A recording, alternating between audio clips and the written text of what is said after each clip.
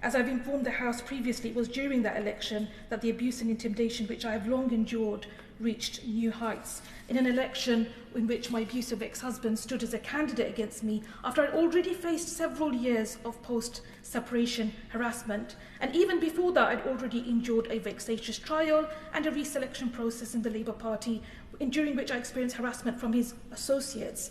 And the alarm bells were rung from organisations in the domestic abuse sector, and representations were made on my behalf. And the situation is ongoing and unresolved. And in all of this, I reflect and I think that it just has been a deeply harrowing experience, one that I truly do not believe that any survivor of domestic abuse should be expected to have to continue to endure.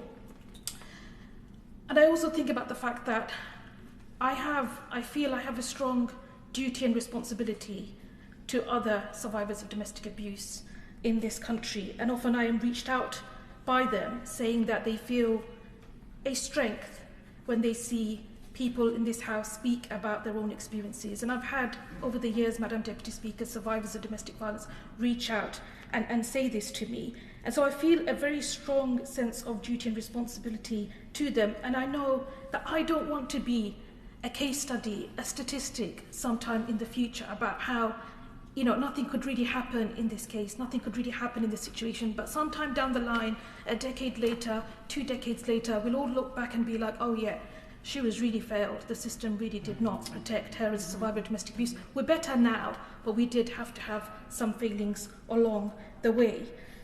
Madam Deputy Speaker, it is for that reason that I, along with members from across this House, are working to try and secure better protections for candidates facing domestic violence, post-separation harassment and hostility in the context of election campaigns.